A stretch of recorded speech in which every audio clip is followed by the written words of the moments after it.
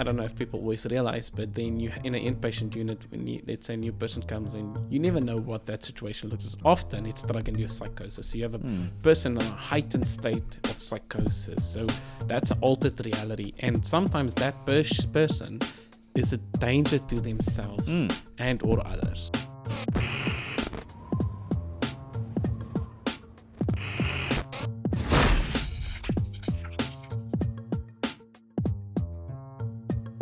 You're about to tell me something. You're gonna shave your fucking beard. Yeah. Don't do that. Yeah. Why? I don't know. It feels a bit messy, but sometimes I just have this urge just to start clean. So I'm keen to just shave it all very clean, shave off my hair, have that cold, fresh feel, but it's and like then just grow it again. It's the middle of winter. Yeah. How can you? But the thing is, I like change, so... That's true. So the beard, I'm loving it at the moment. But today, I just kind of had this urge, man. I just want to shave it. Does it get itchy? Is that the problem? Or no, is it... I don't know. Like, I guess the mustache sometimes get a bit annoying. That's right. Yeah, so sometimes if I just trim the mustache, then, it's not because as it bad. It does get in your food, though. Yeah. Like, well, yeah. You can't eat ice cream properly. When you're eating stuff, you kind of if it's not trimmed properly, right? It gets in your mouth. Yeah. But if you talk to somebody who's really hardcore with their beard and things, they say, if you have urges to shave it off, just don't. Yeah, don't. Because a few days later, I might actually appreciate it again. You give it a moment. Yeah, you give it a day. You sleep on it, and then you really consider: do I want to shave my beard? And I'm telling you, the answer is always no. It's always no. Because, something, the thought of just having a very clean shave, it's very refreshing, especially when you put on the aftershave and you have that burning effect. But then a few days later, you have that little stubble, coming through, and then it's itchy and scratchy, and then you realize, like, oh, what did I do? Maybe I should have just kept the beard. Yeah. Well, that's the thing. It's like, I don't... When's the last time I actually shaved? I don't think I have shaved since my oldest, who is now 10... Wow. Probably from when she was a baby, before she was 1. So this is like going on 10 plus years. No, yeah. But about like 9 plus. 9 plus years I've been growing a beard. Come to think of it, I can't remember ever seeing you without a beard. So it looks so strange. 10, yeah. So like 9 plus years, and I have no idea why I started growing it. I think like the typical laziness. But then there's just something about a beard. It's just, you can style it. If you do this, you ultimately gain like plus 10 wisdom. Yeah. There's an element of maturity comes with a beard as well. But it keeps your face warm. Although I'm looking at all these articles that are coming out about like beard facts, and they're not good. They're not good stuff. Yeah. I mean, like what's some beard facts? That's the thing. It's like, there's some that something about hygiene, in saying that, yes. I think it's out of context. I'll explain. Because they say, there's possible fecal matter in your beard and all those kind of things. But why I say it's out of context is your mouth actually is one of your, a lot of germs and things in your mouth. It's probably one of the most dirtiest places if you want to think about it that way. Yes. Of the human body. And secondly, your beard is surrounded by your mouth, Your beard surrounds your mouth. Yes. Yeah, yes. That's not your mouth. Yeah. That's my dyslexia. How weird would that be? Like, whoa, look at that guy's mouths. It's around his beard. What the hell? Yes. But in saying that, like a lot of people have watched a few clips and stuff, they actually say don't touch your beard too often, kind of. Here I am just... Because it's all about the natural oils and stuff, and fiddling with your beard and stuff. But so I can't help it. But I can't help it, eh? Yeah. Like, I like doing this with my mustache. Yeah. So I'll do that and I'll curl the side, or I'll just pull the bottom. Especially if I'm talking with people now. Like, every time I talk with them, this is my common thing. Yeah. Like, I was looking at our past episodes and I'm doing this a lot. Yeah. And it's really just feeling my beard. I don't know. I love it. I love my beard. So just talk about beard. So here's this is the top of the Google list. Truth behind the 7 biggest beard myths. Beards are itchy. Yeah. They not really. I think a short stubble is a lot more itchier. Yeah. Way more. Let me just open this up because I would be interested to see what Google has to say about beards. Now, I'm not going to read the entire article, but so beards are itchy. That's one. I doubt it. No, I not for think me. clean shaven, that initial clean shave, maybe it's okay, but as soon as that stubble comes through, it's itchy. But then when it gets to a certain length, there's actually not itchy at all. No. Not itchy at all. So the second one, beards are uncomfortable during the summer. No way. Not at all. I don't feel my face gets hotter or anything like that. I guess because my hair, it's really sensitive to humidity. So it'll get a little bit more fluffier, like a little bit more puffier, but no, not uncomfortable at all. Beard grows at a uniform pace. I guess that means, I think that means the same length everywhere. And not for everyone though. Not for everyone. Because if you look at yours, you have still like a little bit of like an empty patch here. Yeah. And if you see my mine's kind of like all grown through. Ah, yeah. Yeah. But that's everyone else's beard, you know. Some people, like my brother, can't even grow a beard. Like he's like his mid-20s. But you've got different colors in your beard. Yes. So that's the other thing, is that I've got a little bit of like ginger in there. Some Scottish genes there. Somewhere, something. Western Europe. got something going on there, that's for sure. But I've also started to get a little bit of white. Like there's two very significant white hairs at the top of my mustache. Yeah. I don't know whether I like it or hate it. Yeah, see, it's maturity right there. Wisdom. I think if it was all white, that would be dope. Talking about all white, some men, I call it the wizard cut, because they kind of trim it on the sides and let it go down on the end. Very wizard-like. I'm going like for a point. Yeah, like a pointy. yeah. For me, I'm going more the Popeye, or Papa Smith effect, where it's a rounded beard. Yeah, I like that. Like a rounded full beard. That's good. Yeah, that's so I'm good. going for that effect. Yeah. That is so good. Shaving your beard will make it grow back thicker. I've heard this before. I've heard the myth that if you shave, it's the same thing like if you shave your arms, shave your legs, that when it grows back thicker. I don't know how true that is. See, when I was at high school, I noticed that because I was I call it a late bloomer. I didn't get facial hair, chest hair, and, those kind of things a lot later in high school. All my friends, were kind of like shaving at 16 and everything. Wow. But then I wanted hair on my legs as well, just to have that masculinity. You just wanted the full hair. Man. I just wanted to be full monkey. Yeah. So I asked my friend, do you do anything or what? How's that possible? And he's like, no, you just shave it once or twice and it would grow back thicker. So I did. And did it work? Well, it's more embarrassing for me because I shaved my legs and then visited my father, and he's very he's very like, so I had to wear, long pants, denims all the time, in a very hot area of South Africa. Heat of South Africa. So it didn't work too well. It was very awkward. But did it grow back thicker? Because that's the question that we're talking about. Did it grow back thicker? I would say it did. It did. So, but maybe it's the placebo effect. But you never know. Because mind you, it's just when your testosterone starts to grow, then everything starts growing at a much more higher rate. It could be just maturity at some point. Because when you start shaving, it is around that age, right? Like 15, 16, something like that. Or 19. I think I had not a big mustache, but I had the beginnings of a mustache. Only a mustache. So I had that coming through high school. But no, I never had the full beard. And I don't even know when the full beard started coming through, to be honest. Mind you, it's been such a long time since I last had no beard that I don't even remember myself without one. Like I look at pictures now, it's like, wow. Why didn't I grow a beard? Mind you, this is me at like 10. Oh, this is an interesting one. Beards contain poop. Yeah, that's the fecal matter. Yeah. So it says here, in 2015, the headline, "There's feces in your beard," was trending everywhere. Blah, blah, blah, blah, blah, blah. In fact, your beard may be more hygienic and bacteria resistant than clean-shaven skin. Oh, that's interesting. Whoa. Yeah. I don't know how true that may be.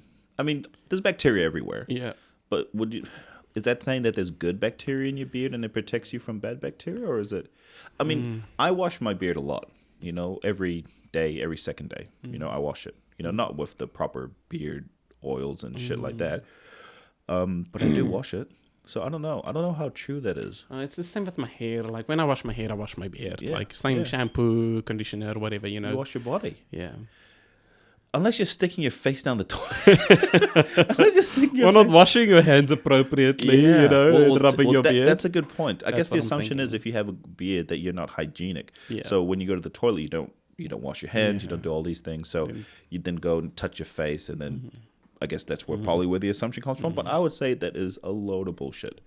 My dad keeps sending me articles, had been sending me lots of articles about beards and how dirty they are.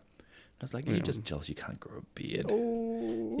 This guy just needs to back off. Okay. Bearded men have to shave before a job interview. Nah. Bullshit. Right then and there. I didn't shave before my job interview. I did. You did? I did. Pussy. Yeah, I Pussy. did. I didn't actually. I don't know. I think it's more kind of. I wanted to look. Yeah. Yeah. I Not was better or anything, but more kind of. Did you wear a shirt?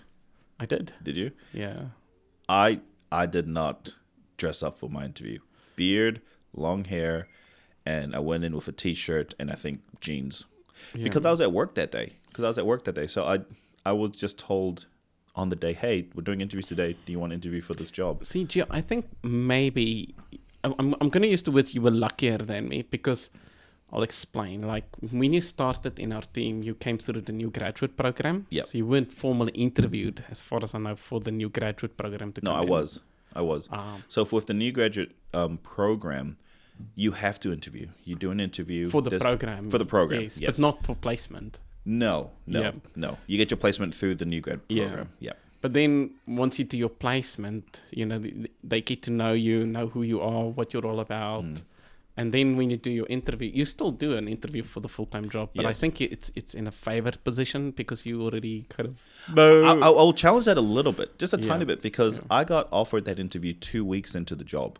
2 weeks into my new grad program, my first placement of the year. Yeah. So I don't know whether they knew me that well where I could be. I mean, look, listen. I mean, you need to use all the tools that you can use in any interview, right? Yeah. But I don't think I actually had that much of a rapport with a lot of people at the time, especially our managers, I don't think they really knew me. 2 weeks into a new graduate who's just fresh out of nursing school. No, I think I've had hit and misses, but more often than not, I can interview pretty good. I feel like I can present myself and talk myself up and really, lack of a better word, bullshit my way through interviews. Yeah. I mean, it's all about how you present yourself, Yeah, I think the biggest part is basically, do you have the qualifications, all those things, but it's that personability, how you kind of talk and engage and eye contact, all those things that plays a big part. Yeah, it does. I mean, we've had people come through that apparently interviewed very well, but put them on the floor and they're trash, So anyone can interview well. I guess that's what I'm saying. But an interview is not a very good indicator of how you will do on the job. For me, when I went for the interview, I felt like I was that apprentice. Sitting there. Yes. There was You're a big, fired. Yes, there was a big table in front of me. There was 4 people on the other side of the table. On my end, there was a single glass of water in my chair, and I just remember sitting down. My arms are shaking so much I can't even get the water to my mouth. Did you prepare for your interview? I don't prepare too much. Like I've got just a little bit of I think. What do you do? What do you do before an interview? Before your interview for the job you have now, what kind of preparations, as little or large as they were, what did you do?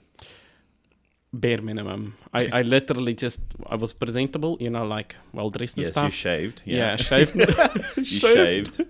And I just went for it, kind of with the aim of talking about my past experiences and possible examples and things. Talked about recovery and, so I had an idea what I wanted to talk about, but it's more my experience and interests and stuff. Yeah. Did you play it in your head? Because that's what I do. Yeah. Sometimes I'm like you. If I over prepare, I feel like I jinx myself. So I'll go in there and I'm so hyped up, and then none of the questions I prepared for come through. So I kind of just I try remain calm and I kind of just pace around for a little bit until it's time for the interview. I'll probably think of things to use. Like in New Zealand, we have the most common question in healthcare, that is, which is relating your practice to the Treaty of Waitangi. You know, so I'm thinking about that and how do I implement the treaty in my practice, and I'm just 2 weeks 2 weeks into my new graduate program. I don't know jack shit about the job that I'm doing, so I think I had to really pull on my previous nursing placements and use those examples, really. But overall it was intimidating, but a fair interview, I think. And yeah, it was exactly as you said. There was like sitting at the table, there's like a whole bunch of people sitting in front of you, and they're all taking turns asking questions. So you kind of just like, yep, that one. Okay, yeah, you. Yeah, you as well. And it's like, oh, I was glad it was over, by the way. And then, half an hour later, they told me I got the job. Oh, man. So that was pretty dope. So, so the last one. So the last one of these 7 beard myths. There are patchy areas that will never grow in. That's true. I've got these 2 patchiness. Yeah. But in saying that, this, because I actually think beards are coming back into fashion. Like I see more and more of my colleagues having beards, Like who? Gabriel's got a beard. Yeah, that's a good point. But in saying that, is they actually, there's this movement now around beards saying just, accept your beard, it's part of who you are, exactly. Own it. So own your manliness. Yeah, and it's funny because if beards probably become popular, I'll probably shave my beard. I just want to be different, all right? I just want to be different. But no, I don't know. I don't know. Maybe in certain circles, beards are more popular, but more often than not, I see a lot of negativity about it. Not a lot of people do like it. I remember there was that one, moments where there was that, stop the beard abuse coming through the office. That was me. That was me. That was like 5 years ago. Yeah. So, okay. So in our office, there was an incident that happened when I was working overtime in the crisis team where I had to go visit someone in respite, and I went with another OT. We're both doing overtime. Met this person there. Initially started okay. We're doing our assessment, talking quite nicely and stuff. And then she all of a sudden changed her tone, became very irritable, very verbally aggressive, and she targeted my beard. She said all these nasty things about my beard, and it really hurt my feelings. It really hurt my feelings. Yeah. Me laughing here because I know some of the wordings. Plenty. I can't even remember what it was. I suppressed it so deep down in my subconscious that I'll probably never bring it up again. But she really went for it, eh? Like, out of everything that she could have commented on my body, the beard was the main focus. And she gave it to me, bro. Like a good 2 minutes of just bam, bam, bam, comment after comment. And then ended up finishing the assessment, this, that, and the other. Left. And I was just giving shit the whole night. Went back to the office, the OT told the other crisis nurses, hey, look, you never guess what happened at Respite. This happened, and then next thing you know, I'm just getting abused for the beard. And as a joke, the next day I printed out 20, 30 copies. Ooh, maybe I shouldn't be saying this. But I printed out like a lot of these papers with the words "Stop the Beard Abuse," and I plastered this OT's desk with it. Just absolutely like paper bombed like the entire thing. Yeah, and I was like, ugh. but it was and then through all of them, they ended up cleaning it up and throwing it all away. But there's one that's still there, and it's been posted up on our office wall for 5 years, maybe. Yeah, it's like a wall of memories. Yes, like all the different photos and a wall of memories. That's right. So I didn't even put it there. Yeah. Someone else put it there, but it's been there ever since. And every now and then, someone will ask, because me and you and Gabriel are the only ones with beards. They'll ask one of us, "What does the beard abuse mean? What does that mean? Is that an actual movement?" maybe we should start an actual movement. But now I'm actually keen to ask you, Jeffrey, do you sometimes feel more self-conscious when you have a beard? Like, especially like when you're doing things like eating or, Not at all. Yeah. Not at all. I think it's weird. It's similar to, like, these glasses I'm wearing, they're not actual like prescription glasses. They're blue light glasses. So I've been getting a lot of headaches at the computer. So I wear these a lot. And I keep them on because I have this tendency to lose glasses. So in a way, the glasses and the beard feels like a mask or like a shield. So actually, I feel more comfortable wearing this than if I didn't have my glasses or didn't have my beard. I would probably feel naked. So your beard is almost part of your identity in a way? Would you say? I think now it is, yeah. Can you imagine if I walked into the office one day, clean shaven? They'll probably tell me to leave. Yeah. It'll probably be so traumatizing for everyone. It's like, I don't know who this guy is anymore. Man. You know? This is he is nothing but a beard to us.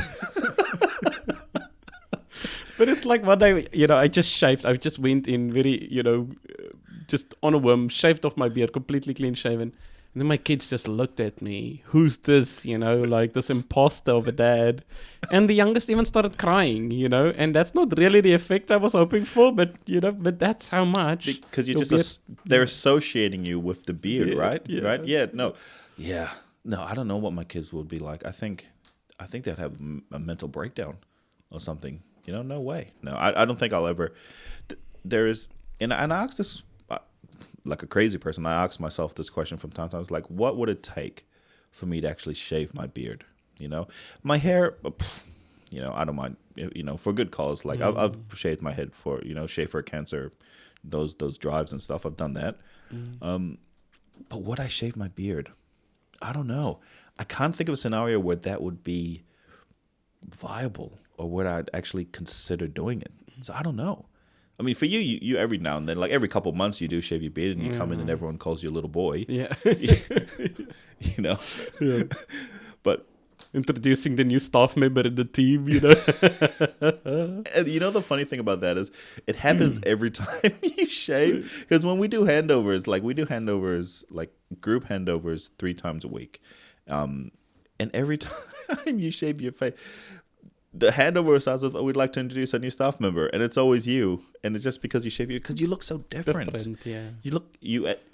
One of the true facts about beards is that if you shave it, you instantly lose 5 years. Yeah. 5 years in your age. Instantly. Yeah. Like I am 30, turning 31. If I shave my beard, I'll probably look 29.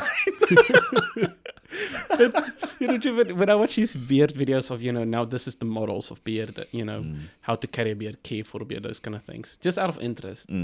So a lot of them say never, by all means trim it a little bit once it's established and stuff, but don't shave your mustache, nothing. So it's all kind of like fully kind of, but that's where it gets tricky because then you eat, and food gets in your beard, like, and the sauce and stuff. And that's where I get a bit self-conscious. So I shave my mustache a bit. All right. Yeah. But they even say you go as far as eating with a fork and knife, that's a compromise you have to make to have a proper beard, but you open your mouth really wide. It's the only way to do it. But I think those guys, they use beard balms, beard oils, all these beard care products, and it's just too expensive, That's what annoys me a lot about having a beard. And here we go. One of the things, back to one of the segments, like what pisses me off. What pisses me off is that beard products are so bloody expensive. They're so expensive. They are. Even like little bottles like this for like $20-$30. $20-$30. Yeah. Like what is in here? Fucking unicorn cum? What the fuck? What is in that? Yeah. It's crazy. It's crazy to think that little bottle and and then you look at the toilet, 1 or 2 squirts. 1 or 2 squirts. For your whole beard. I don't get it. Yeah. And usually they don't last very long either. No, I think I think my wife bought me one. I used it for like maybe a week and it was done. Yeah. And I was like, and I didn't really notice a difference in my beard. Yeah, and I kind of experimented a little bit, with the little beard oils and stuff, but it is heavy, I think it's a bit too expensive. Very. Baby oil, it was too greasy for me, like Johnson's baby oil and things. So I even went and did my own, shea butter or something, the new thing. Did you make your own? Yeah, but... What did you make it out of? Some shea butter, there was like an essential oil I added to it, like with a woody fragrance and things. But it's nice if you have the time and the drive and things to do it. But I think in the end, just shampoo and conditioner, it easy. helps. Conditioner especially, because I think conditioner it softens the beard a little bit. If you use too much shampoo, it dries it out. It's a bit too much, and then it just doesn't feel right. But you can definitely tell in different weathers. Different weathers, you can tell your beard is a little bit different. Yeah. But it comes down to the care of the skin as well, because sometimes the skin can get a bit of dry. So I just take sometimes even hand lotion or something, just rub it in the skin there. But I'll just leave the conditioner in there for a while and then wash it off probably an hour later. That's my secret. That's my secret. I'm giving it away. I'm giving it away now. But something I've noticed is when I have the beard, especially when it gets a bit longer. Because I actually, as we spoke earlier, there's times I shave it all off, and then there's times I actually grow the beard a bit. I noticed that the way I get treated at work from the people we work with, the clients, is different when I have a beard and when I don't have a beard. From clients and staff? Not so much from staff, but especially from clients. What do they say? Nothing they say. It's just, I guess, how they interact with me that change. So, for example, if I have a full beard, some of the things I say, it gets challenged less. So, for example, if I say, I think you need to do this, as that would help. Sometimes I find people accept it more easier. Sometimes I find that the hostility we often face with work, that's a bit less. And, whereas when I don't have it, if I'm clean shaven, I often get a bit more kind of hostility or pushback, or my, what I actually recommend is not taken as serious. It makes me think of like an example. If you have a little small car on the road, like a Toyota Yaris or, Hyundai Getz, the big 4-wheel drives push you off the road very easily. You have to fight for your position, Where if you have a bigger car, you just cruise, man, and everybody gives way. It's an element of psychology.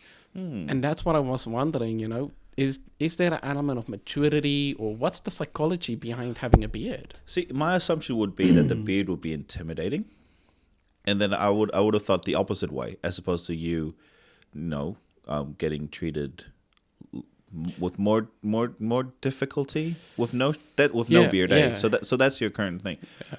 I would have thought it was the other way around. But that's why I'm thinking maybe it's an element of maturity. I don't know whether it could be the sudden change. Some clients don't appreciate sudden changes in their lives, and we tend to be, as their case managers in the community, a big part of their lives. So to have to see you, twice weekly for 6 months, and you have a beard, and then one day you show up with no beard. Oh, you're like, what is this guy doing? Who is this guy? Yeah, because when you are shaved, you are not intimidating at all. You actually have a nice baby face. Yeah, So I would have thought that it would have been the opposite. And then people be more drawn to you and more willing to interact with you. But you've noticed the difference. The difference, yeah. I wonder what the psychology behind that would be. It could be just consistency, so they know you as LJ with the beard. But even people I don't know, for example, if I come the first, let's say I respond to an incident, or I'm, meeting a new person, I think there's definitely some psychology behind it, where people, a beard is an element of, I don't know if it's maturity or respect or what that's all about. Are there cultures? Difference. There's cultures that sort of beards are a sign of maturity, though, right? Like culturally. Yeah. Like me and you are growing beards for fashion. It's a preference, right? Yeah. There's nothing really significantly culturally to the Tongan culture, the South African culture, right? But I'm sure there's other cultures that do have beards as a sign of something. Manliness. Yeah. Maturity. Wisdom, like you're saying. These... some of the discussions I had with my colleagues, I think physical appearance has a big part to play. Like one of my colleagues, for example, he used to work in the inpatient unit, and he, Samoan background with long hair, kind of like all the plaited and stuff. He even said if he goes to a shop, let's say a dairy, at the dairy or the shop, they don't know he's a nurse, or anything. They just see this guy come in. He sees people, for example, treat him differently if he has long braided hair than when it's actually just cut short. And then I've got other colleagues saying, let's say, for example, if they have a moku or something, Treated people differently treat in them what way? differently. Like in a bad way or a negative way? Yeah, Or? a bit more vigilant around, Yeah, that's called racism. Yeah.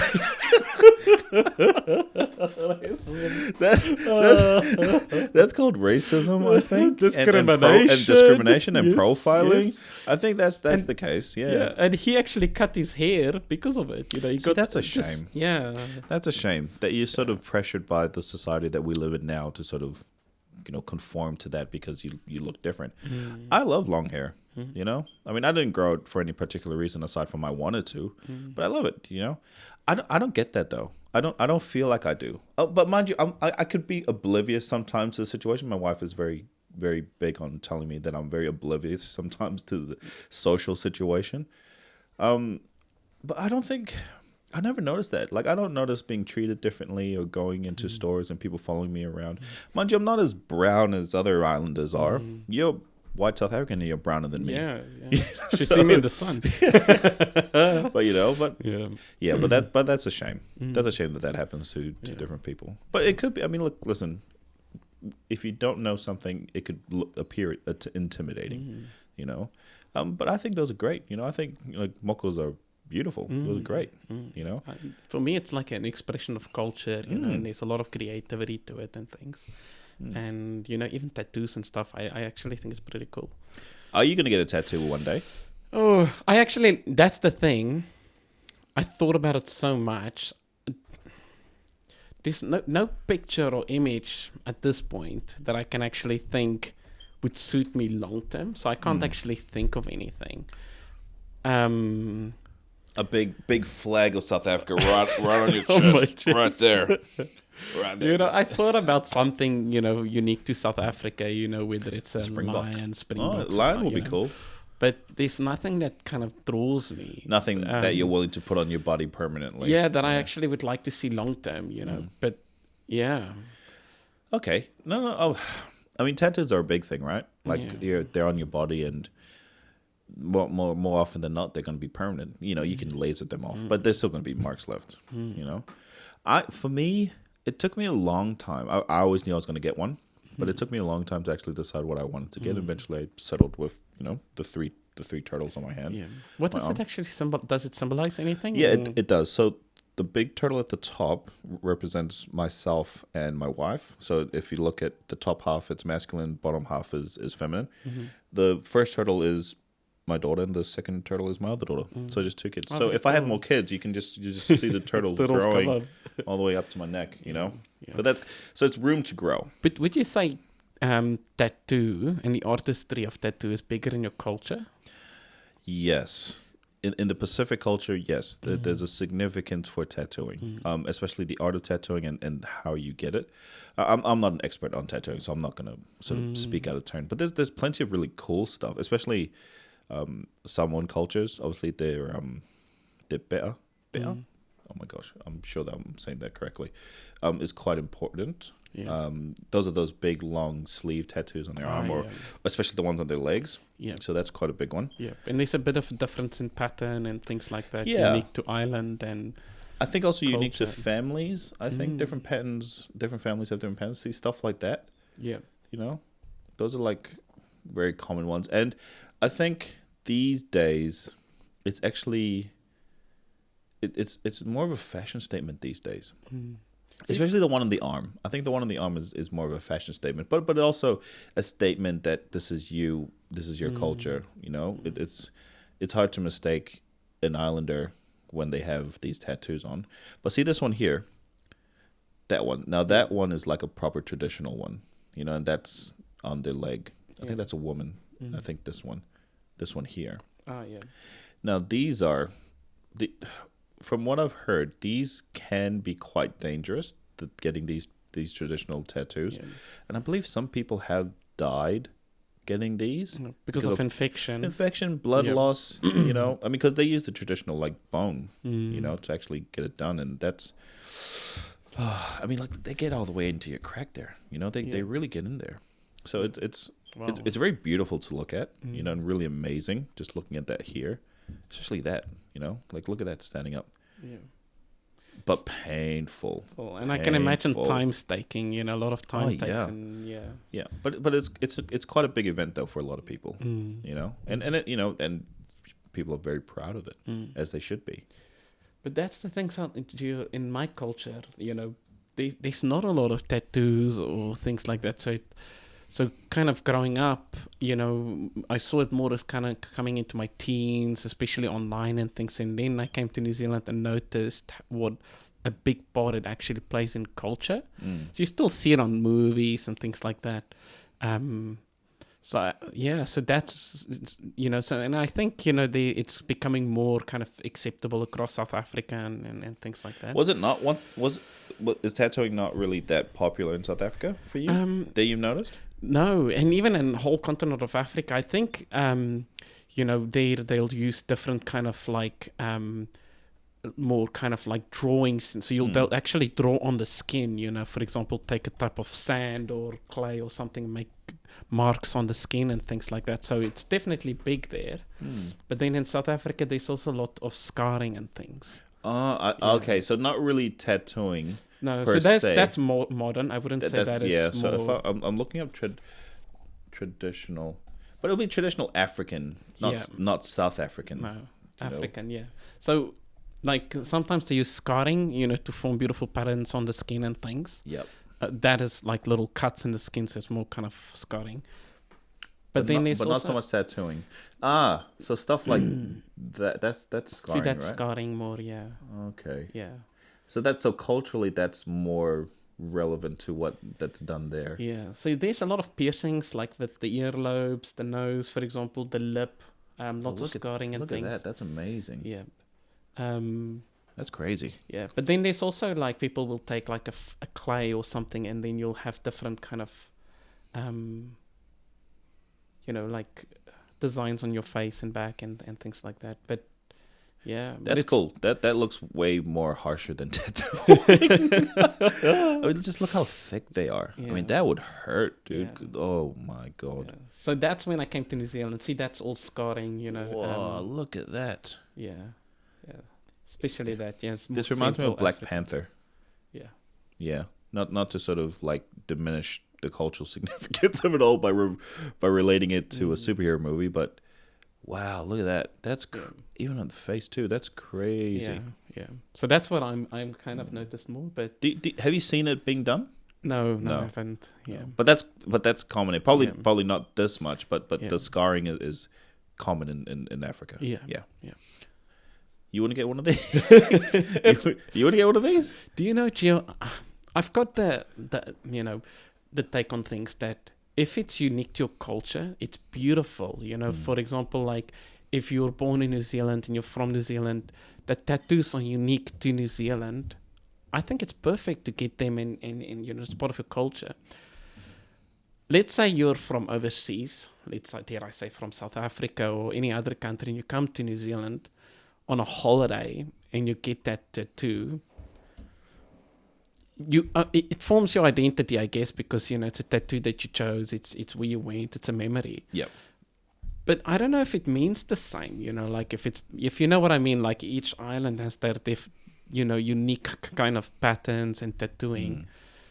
What's your thoughts around that? Well, as someone who goes out and just gets it as a memory, it's very different. It's so different. Absolutely. Yeah. That will be like more of like a Western culture view of tattooing, well as what I can probably mostly speak on is Pacific tattoos, which is actually a little bit more into storytelling, a little bit more into your lineage and your history, and more than just a memory. That I've been here one time and I got this tattoo. Look over here, man. I got this in Vietnam, and then I got this one over here in Africa.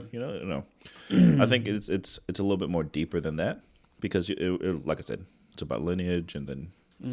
Your family story and history and stuff like that. So, very, very different. Yeah, very different. In Africa, a lot of these scarring and tattoos and things, it comes through to when you hit puberty, for example, or when you achieve certain ranks, I guess, in your tribe, or achieve specific things. So it's, quite, So within it's culture. it's things that are earned. Yeah, I would you know, say, yeah. through your, unique tribe and things. Yeah. Yeah, I don't think that's too much of what. I think you do have to earn your tattoos in the Pacific culture, but I don't think it's as hardcore these days, as far as I know. I think people just get it if they want it, don't get it if they don't want it. I think they're a little bit more liberal with that these days. But no, so for you can't think at this time that you'd get a tattoo. No, but I know, like, my wife, she's thinking of like 3 swallows behind the ear. Oh, that's cool. Which I think would be nice. And What's the 3 swallows for? You and the 2 kids. Hopefully, that sounds nice.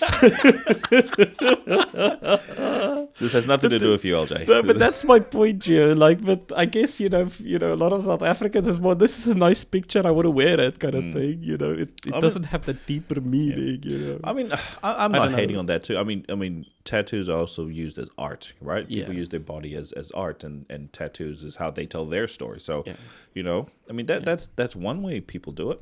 Yeah, I'm not hating on that. That's pretty cool. And expressing themselves in a way. So, 3 swallows behind your ear. Yep. You should get one too. You should get 3 swallows. You get it together with your wife.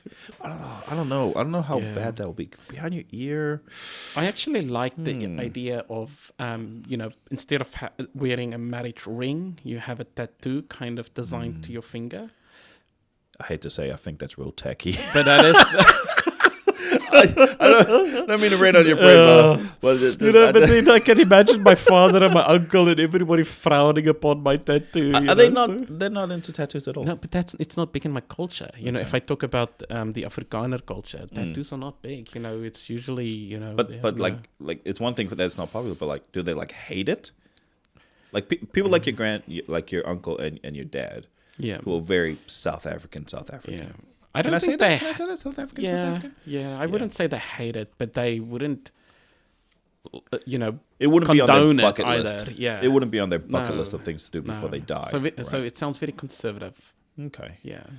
Well, that's fair. Yeah. That's fair. I mean, it's not for everyone. I mean, I want more. That's probably one of the downsides of getting a tattoo, is that you think you only want one, and this is from my experience and talking to a couple of other guys that I know, is when you get one, you end up wanting more after. So like, I've got one here, and I feel like, man, this left arm looks really empty. Let me fill that in, and then apparently that's just how it starts. You just keep filling in more and more and more until you got like no more space left on your body.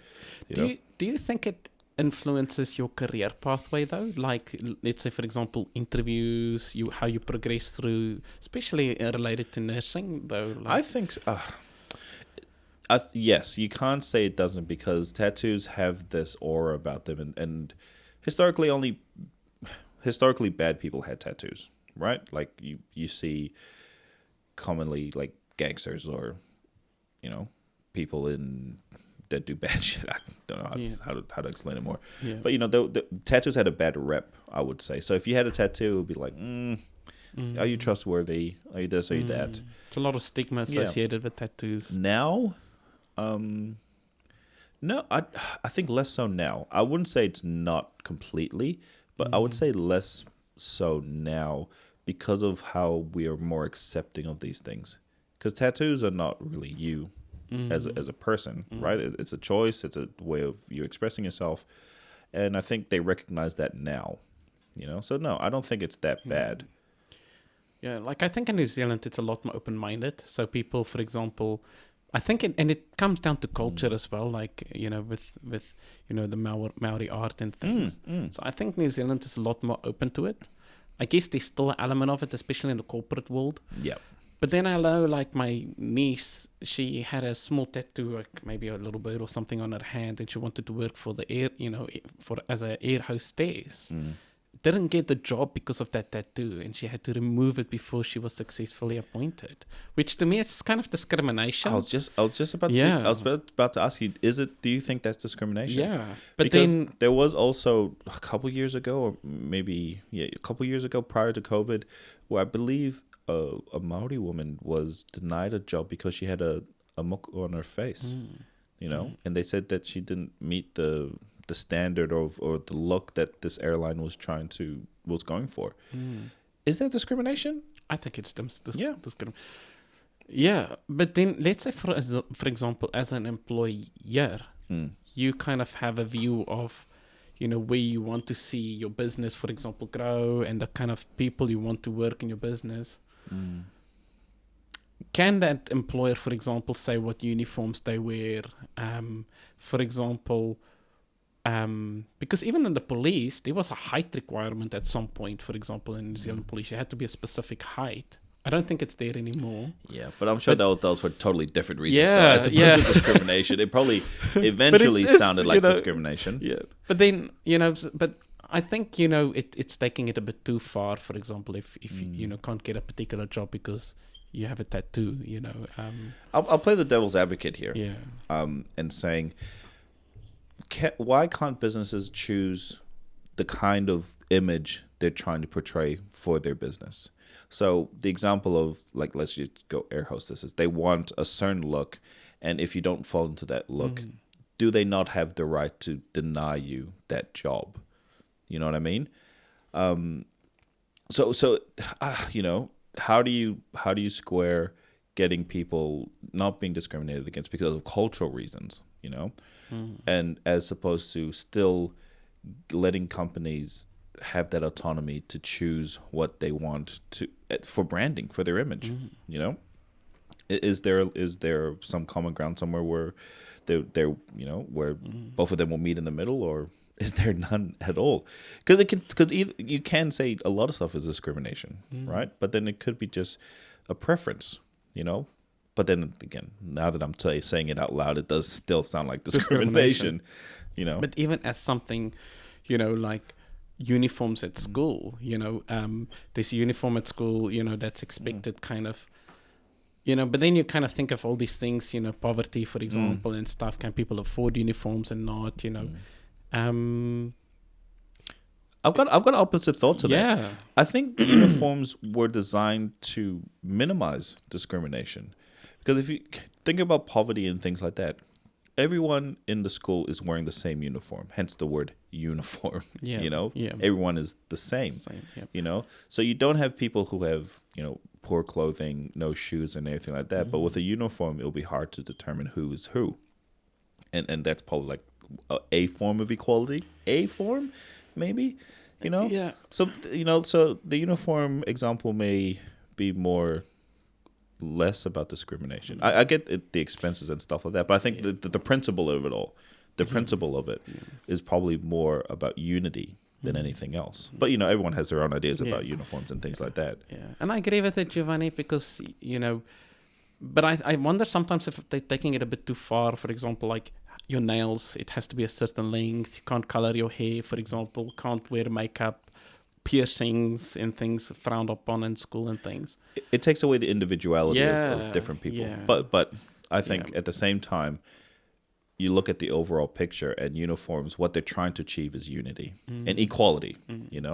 As terrible as that sounds, like the only way we can get equality if we're all the same. And you have to, the only way for equality is that you sacrifice individuality.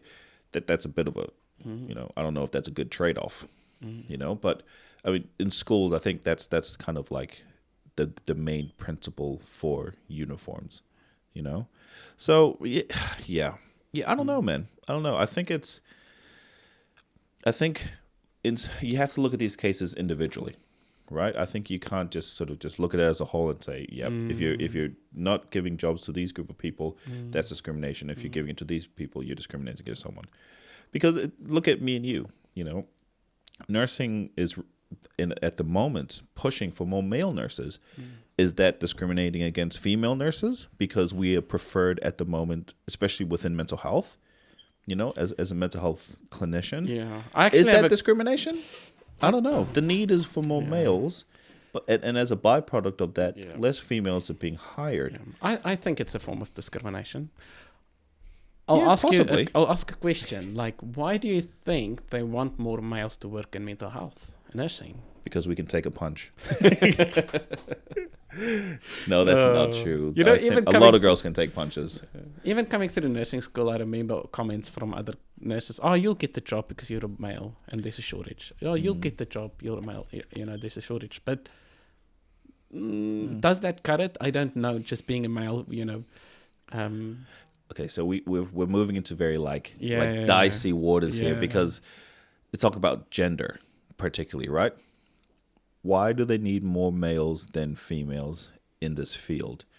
And the reason for that, at a baseline, there's just more females are in this job, males are underrepresented. So they're trying to even that out. That's equality. If it was switched, that's kind of where things are at the moment. Nursing has always been a female-dominated job, you know, and males are only starting to jump on board. But I think, I mean, at a basic level, that's probably the main reason, is trying to have more representation for males in the nursing field. But also, you know, there's certain, see, this is when it comes into very tricky wording. So, but, you know, fuck it, I'm just going to say there are certain aspects of this job that is more suited to males. The example is working in inpatient units and when it's time for restraints. Restraints, as skilled as you may be, you've trained, you've done all the training, blah, blah, blah, blah, you've done all that. But at the end, the restraining comes down to strength. Strength and size. Well, teamwork and strength, yeah. More so, teamwork for sure. But mostly comes down to strength, you know? And so for people, to just clarify what restraint is, very, very rarely do we have to put hands on clients. You know, sometimes it's to help, you know, support them, move them to a different area where they can try and calm down or sort of separate fights, whatever. But there's periods where we have to put hands on people and hold them down and move them in a safe manner to another place. For that to be successful, you need to be skilled, trained in the area, and rely on your teammates. But you also have to be fairly strong to do it. There's some pretty strong people out there. Now, this is not shitting on women at all. But if I had to choose between the 6'4" Islander dude or the Balangi woman who's, you know, weighs under 60 kilos, I'll take the Islander dude, you know, purely on the fact, not because he's male, but size-wise. If there was a 6'2" woman that size, I'd choose them too. But if we had to look at, you know, the groupings of people that are working in our field, we have more bigger males because they're hired particularly to help make that action more safer, you know? So, because, I don't know. That's one of the reasons, you know, that we're just suited to certain jobs, just like how women are suited to other certain jobs, like making sandwiches. No, fuck, I'm going to... Sleep on the couch tonight, Giovanni. I'm going to get so much shit for that. That was a joke. Yes. That was a joke. But Giovanni, if you think about it, you know, what people, I don't know if people always realize, but then you in an inpatient unit, when let's say a new person comes in, you never know what that situation looks like. Often it's drug-induced psychosis. So you have a person in a heightened state of psychosis. So that's an altered reality. And sometimes that person is a danger to themselves and or others, you know. So sometimes you have to restrain him to administer medication just to calm him down, you know, and actually provide treatment. And if you come in a team of 5 nurses to restrain that person, you know, and you do it wrong, you can get hurt. You know, your colleagues can get hurt. You know, so it comes down to teamwork. It also comes down to strength and technique and all those kind of things. And I guess at the right intervention and moment and things. But sometimes people get seriously injured. Nurses get seriously injured in an inpatient setting, which affects them long term, you know, with, you know, back pain, you know, like broken arms, broken legs, bite marks, you know, bite marks even pulling hair, for example. Not to mention the psychological trauma that comes with that too, of having to do that to, you know, to sort of get into that sort of position with someone and to be assaulted by someone. You know, it's scary. I was talking to our good friend Brendan a couple of weeks ago. You know, we're talking about the new laws coming in and the new techniques that are sort of being pushed through and how we're trying to minimize restraining clients. And I was asking him, what is the hardest restraint you've ever done? Or the most difficult or complex one? And this is kind of like an insight to sort of like how things can be very difficult in the middle of the restraints. And he goes, he can't remember a particular restraint because he's done so many over the years. But he did say probably the hardest ones he can remember are the clients or patients who have never been under services, has this distorted perception of reality, and are first time people being admitted. Because in their minds, they think their lives are at stake, are in danger. Yeah. So they are in survival mode. So if you believe to your core that these people that are coming around, they're trying to tell me that they're trying to help me, but I believe that they're here to kill me, administer poison or whatever. You're going to fight. Yes, you are going to give every bit of yourself to not get that to happen. So you can imagine the difficulty it is. You're not just trying to hold someone down who doesn't want to be there or doesn't believe they need medications. It's life and death. This person really believes he is going to die. He or she is going to die if they get these medications. And he's going to fight. He or she's going to fight and give everything. So that's difficult, trying to stop that or trying to sort of support that person or hold them down or, do all the restraint stuff. 'Cause that's crazy. It's unbelievable. You know, when I came through nursing school, you study recovery, you study health, how all the physiology, how all these kind of things. So you do a 3-year bachelor's. On top of that, you do 1-year specialization in mental health and addictions. And then once you're finishing, you can actually start practicing now, as a graduated nurse, registered. So technically 4 years. 4 years, to work in this field. So this is where I have a slight problem. When I studied nursing, you study, for example, and especially when you're specializing, how to help and facilitate recovery. So how to help people, kind of work through all the difficulties they're facing and actually, support them in life. And we did speak, about this earlier. Nobody spoke about you having to restrain a person, No. Okay, so this is where I have an issue is now you work in an inpatient unit. Somebody is really upset. They're high risk to themselves or others. It's a hospital setting. And let's say this person needs to be restrained. As we speak, the nurses are expected, with healthcare assistants sometimes to support, to restrain that person. So you do your course and then you restrain that person. My problem is this is healthcare clinicians, that studied 4 years to work here, is now expected to restrain a person, administer medication, for example.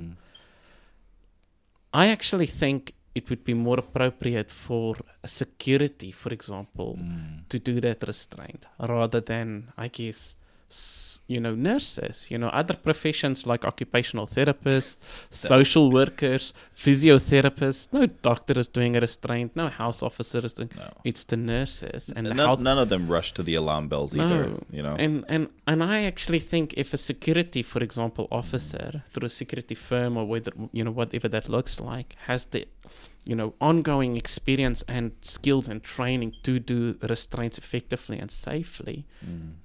The nurses can actually do what they truly need to do, and in a sense have to administer medication in that restraint. But I don't think it should be the nurses doing the restraints, and that's still an issue for me. That's an interesting take. I mean, I think the reason maybe one of the reasons could be money, for sure. Finance, for sure. It's cheaper just to keep the people that are already on the floor to do it. But also on a practical level, I think because nurses would look at a typical restraint, right? It's a very messy. You can have the best plans. Some go really well. Some go really terrible. But there's always risk involved. Risk to the staff members. Risk to the client. I think the idea of nurses doing it may be because we're trained in first aid. We're trained in sort of like life stuff. I can't even think right now, but I think if there was an incident to happen, that there's already a medical team around that can sort of deal with it then and there. Not to mention a big part of our job is advocating for clients. So security won't have that mindset. Security will have one job: stop this guy in his tracks, fucking move him to where he needs to go. While as us doing it in the back of our minds is like, is this correct? Is this ethical? Are we making sure this client is safe? Are we making sure that we're following the policies? Are we making sure we're following the correct techniques? And I think that specialty of us as mental health nurses is more effective in that sense, as opposed to just a couple of dudes that are just there basically to restrain. Mind you, it doesn't happen a lot. It happens rarely, right? It does happen, but it happens rarely. So having these big dudes walk around just on the off chance that they need to restrain people is A, waste of resources, B, I think very, very psychologically damaging for clients too, damaging for clients as well. So I wouldn't advocate for that to happen. I get what you mean though. Like, we don't get trained to put hands on people. You know, we're not told that there may be a situation where we need to put hands on people. Because what makes it hard is, you know, now you come into hospital as a client and you meet your nurse, you know, and, you know, you get orientated to the ward and everything. And let's say, for example, as a nurse, your goal is to form, you know, what we call a therapeutic rapport. It's basically getting that person, the client who's just come in, to actually tell you what's upsetting them, you know, how you were able to help, you know, provide that element of care. Let's say, for example, you know, for whatever reasons, the person is highly distressed, they do need a restraint. And here you are restraining, you know, because you see, you know, and you're able to assess and everything. And then afterwards, I think you know where I'm going with this. Afterwards, you know, once the restraint is finished, medication has been administered, let's say the next shift, you're like, okay, I'm your nurse today. How can I help? Let's form this relationship. You know, what's going on? You know, the relationship is not the same, man. You know, you can do what you want. It's hard to rebuild that relationship. And it comes down to, you know, and this is my problem in nursing school. You learn about the therapeutic rapport. You know, you learn about trust, what an important that part plays, how to provide care, all those kind of things. As soon as you put hands on the restraint, I think a lot of that is, you know, it's damaged. Yep. Well, rapport goes out the window. Yeah. But that's what I'm, you know, if you look at an ED setting, for example, you have nurses working there, you've got doctors, multiple, you know, disciplinary team there as well, but you also have security. And I know, like in ED, people get upset and they probably have to get restrained, you know, for various reasons. And I'm sure nurses and whoever is there at that moment, maybe even doctors, would help with that. But I think security come in a lot quicker. And that's what I would have expected from an inpatient setting as well. Let's say you're planning to do a restraint, get security to do it. But that's not there as an option, you know. I'll give you another reason. In ED, when people act out, that's a behavior. They're behaving badly. They have some control over what they're doing. In a way, they're choosing to become upset and act out in this way. People in the inpatient unit are unwell. Yeah. You can argue they may not have full control of their cognitive abilities and their ability to make decisions or see or perceive their current environment. So they are impacted in a way where most of their actions are actually not part of their choosing. They're not consciously making these decisions, right? Because they're unwell. So I think those two are very different. Things that are being driven by behaviors and things that are being driven by, say, psychosis are two very, very different things. Mind you, what we haven't talked about is all the effort that gets put in prior to any restraint occurring. Like, we don't plan for restraint because we can't. We can't plan for restraint. We can probably assume that it may happen, but say someone gets really agitated. The big part of the job will then be about de-escalating, supporting, maybe extra medications to help calm down if they're willing to take it. You know, a lot of talking therapies, a lot of just trying to calm someone down. And then on the off chance that doesn't work and they're at risk to themselves and risk to others, then obviously that's when the restraints come in. But then there's an understanding that this person doesn't really know at that time what they're doing. So after the fact, when they come around, a lot of them are surprisingly not going to say that they're not impacted by it, but they don't hold it against you. You know, I don't think, if anything, for some of them, they feel grateful that they're now calmer, that they now have the control of their control back of their thoughts and their mood. You know, they're able to sort of concentrate and actually have a decent conversation. So it's a little bit different than people who come into ED, right? Because they have control over what they're doing. People in the inpatient unit, not so much when they're unwell. You know, so to have, you know, have planned security there all the time waiting for restraint, it's not a viable thing, I would say. And I think it wouldn't be fair, because I think we would be the best people to do it. So I kind of disagree with you on that. Yeah. I think we are the best people to do it. I mean, some nurses may disagree because they've been injured in the past or are tired of having to do this all the time. And we're not trained. Like, we're not fucking jujitsu masters or restraint, you know. We get taught certain aspects of how to deal with it, and we are expected to deal with it. I think where we fall short is actually the supports after the fact, not just for the client. The client gets plenty of supports. Supports for the staff members. Because if this restraint happens at the beginning of the shift, you're still required to do the rest of the fucking shift. But that's my point, Giovanni. I guess that's my point is, so let's say, for example, as a nurse, there's a lot of things to do, you know, aside from writing notes and all this thing. You have to administer medications, you know, you have to a lot of the work we do is, you know, one-to-one interactions. Yep. And you have to run the ward, basically. So let's say you care for, because in the ward it's high acuity, so you, for example, have 5 to 6 people you care for who is, you know, in an acute kind of psychiatric inpatient setting. So now you're kind of, you know, going through the shift and and suddenly there's an incident and you respond to that, and let's say it ends up in a restraint. After that, you have to stand up, that adrenaline is rushing, hopefully you weren't injured, and then you have to go to your client and you sit down and let's calm down. Yeah. You're trying to calm someone else down. Yeah. But your adrenaline is spiked, and this person is getting upset because they're not getting their cup of tea, for example, or where's their meal, or where's their meds. So it's so a lot to handle, I guess, you know, and often, you know, when you just have been in a restraint or in an incident or anything, you know, your shift is carrying on, so you kind of have to hold all of that. Go cry in the toilet, I guess, if you need to cry in the toilet. You know? But that's been a long held sort of belief. I mean, in working in healthcare, you just get on with it, whether that's right or wrong. You just get on with it. You know, you don't have time to sit around and feel sorry for yourself. You don't have time to sort of like, you know, this, that, or the other. You do the best that you can at that time, and then whatever happens next, you're going to have to roll with it to the end of the shift. Then you go home and cry in the toilet, or you go, you know, try find your own forms of stress relief. Yes. Do you know, Giovanni, how many... Okay, I know I work mostly in the community, but it gets full on in many ways. Oh, hell yeah. Know? So many days I finished with work, and I'll go sit in my car, and as I just start my car, I would say to myself, you know, loudly, like, what just happened, you know? What just happened, you know? And then thinking, I actually made it. Every day, bro. Every day. You know? But I've been finishing work so late these days. It's not that common. Like, usually I finish on time, maybe like 10 minutes after.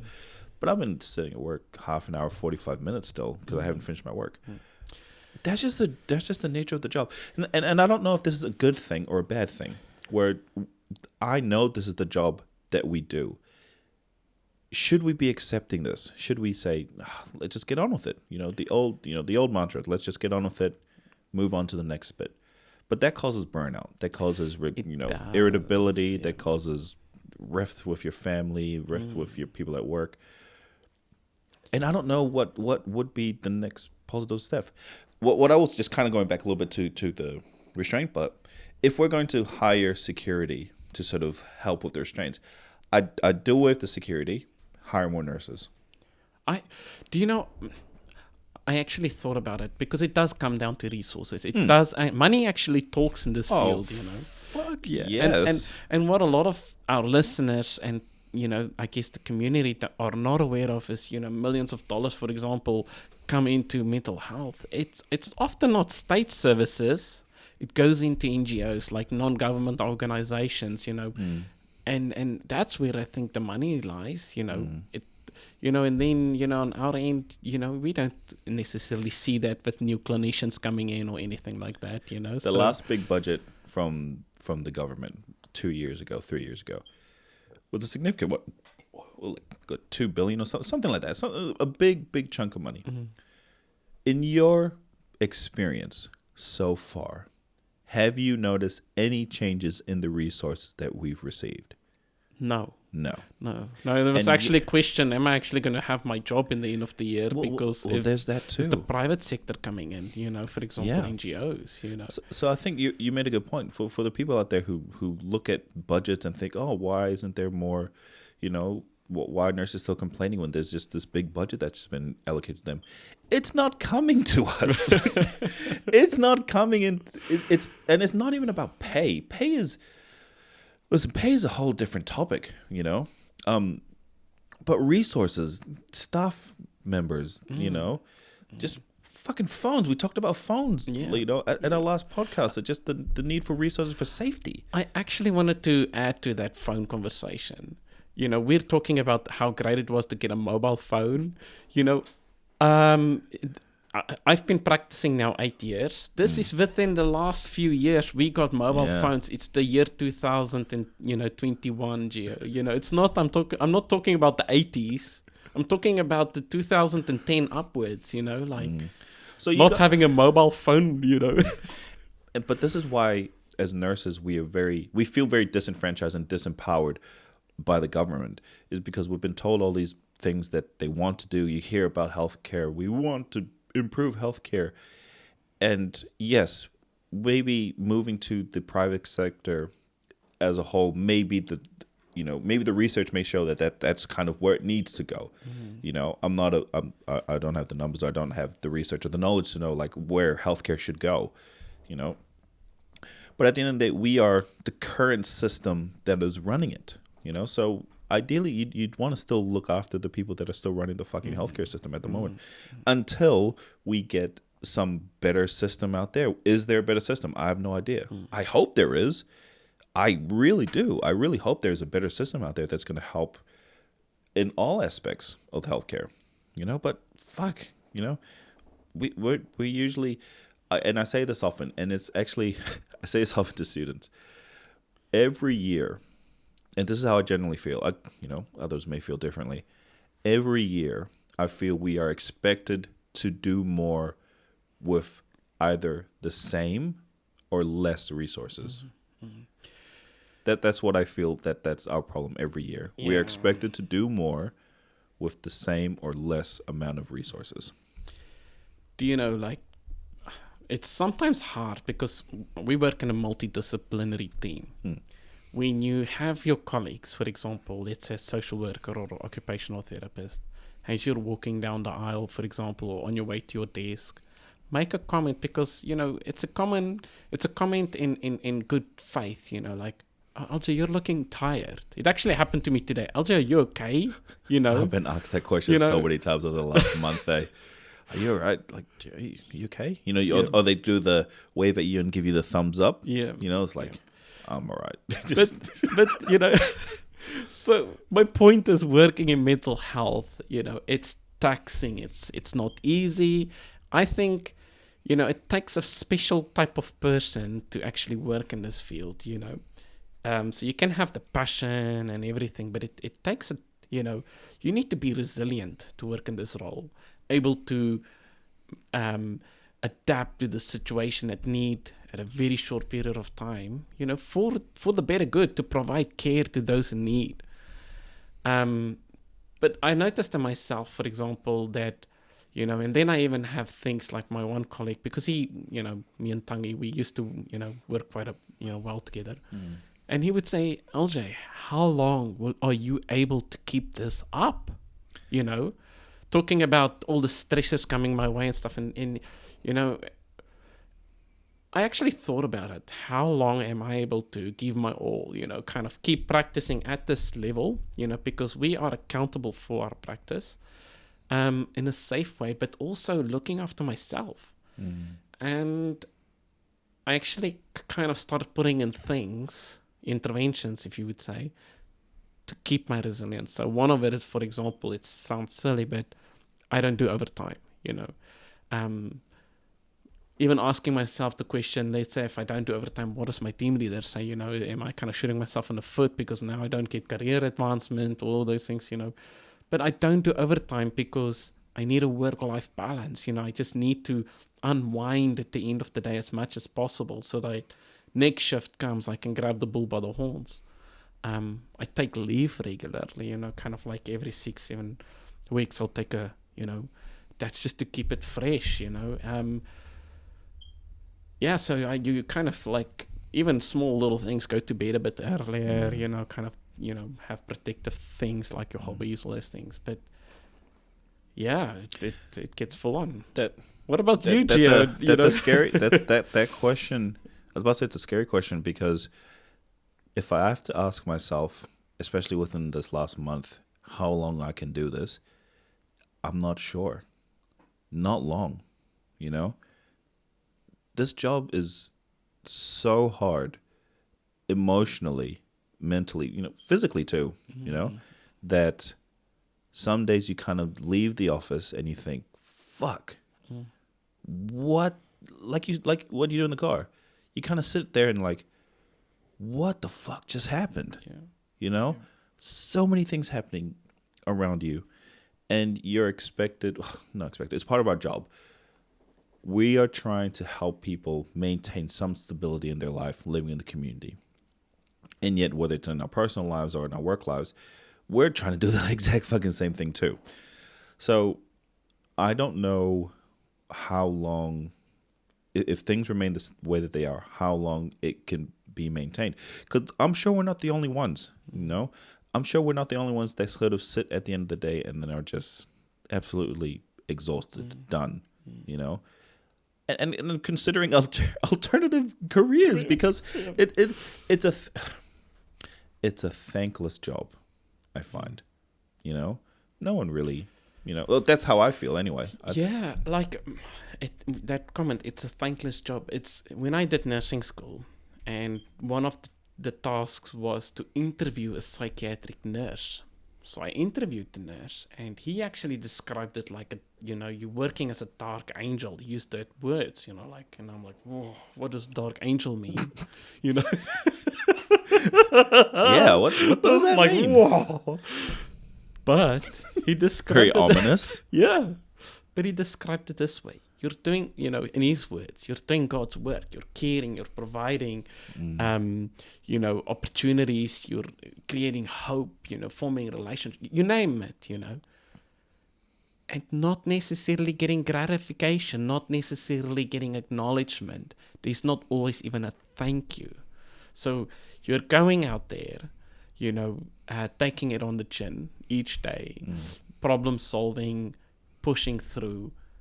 And in the end, there's not a lot of gratification. There's nobody that says, "Hey, man, thank you. You've changed my life, man." Or because mental health is one of those fields where change takes time. Months and months, sometimes even years. And because it happens so gradually, you don't necessarily see the change. It's not as obvious. And if it is obvious, because it happens so over a long period of time. And sometimes I envy jobs where you, for example, come in, build a house, and then stand back a few months later. This is what I actually built, or this is what I painted, or this is what I made, or I fixed this car. There isn't a lot of gratification. And if you think of I think mental health is a high stressful job, and you don't get that reward or that thank you, that's impacting, man. And that's why he actually described it as a dark angel. You're working, doing God's work, but not necessarily even getting a thank you or acknowledgement or anything.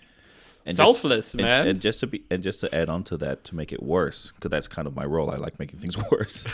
Is that more often than not, they tell you it's not enough. It's just not enough. What you're doing is not enough. You need to be doing more and more and more. There's nothing left to give.